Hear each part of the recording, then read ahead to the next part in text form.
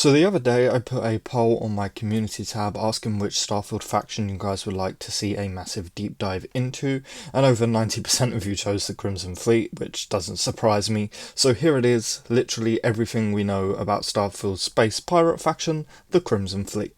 So to start things off, the Crimson Fleet are a faction of space pirates. They rob, kidnap, smuggle, really just about anything. The rumour is these fleets will work under one banner, the Crimson Fleet, but each single fleet will have their own rules and ways of doing things, kind of like how the Ravengers work in Marvel Comics, or more popularly, Marvel movies. This theory comes from the quote from Bethesda that reads, "The Crimson Fleet are a loose confederation of individual pirate captains which are all organised under the same banner." Now the Crimson Fleet are joinable, which is amazing, but there are actually two different ways to join them. We can either join up normally and become a true member of the Crimson Fleet, or we can actually join them as a spy, like an undercover cop.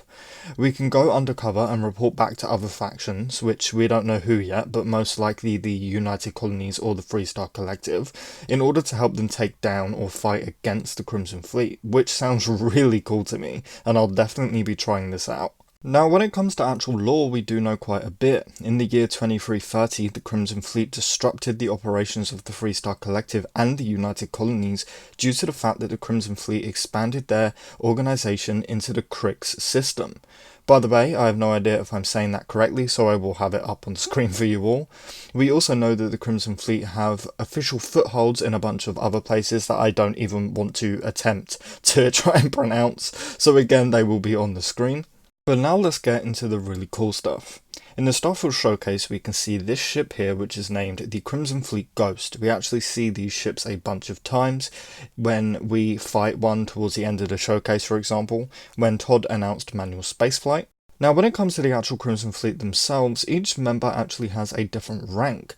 You can see here that this member of the Crimson Fleet is simply called a pirate, but this dude towards the end of this fight is called a Brogan, if I'm saying that correctly.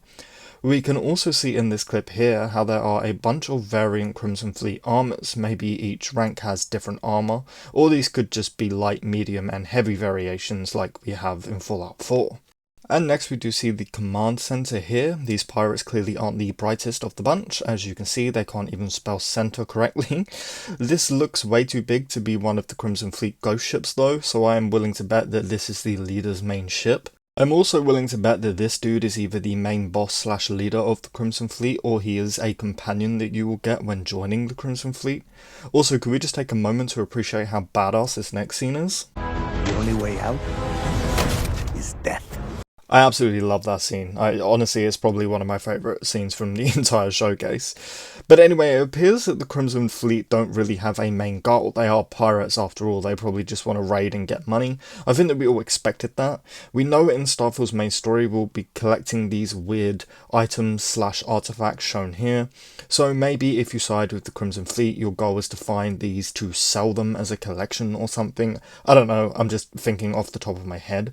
Anyway guys, that is pretty much it. Surprisingly, this is a very short video, and that's literally everything we know about the Crimson Fleet.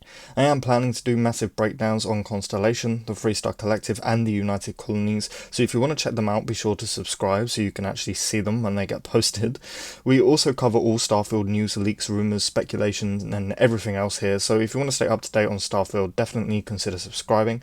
Please remember to hit like, it really helps out smaller channels like myself. And with that said, thank you all for watching, and I really hope to see you in the next one.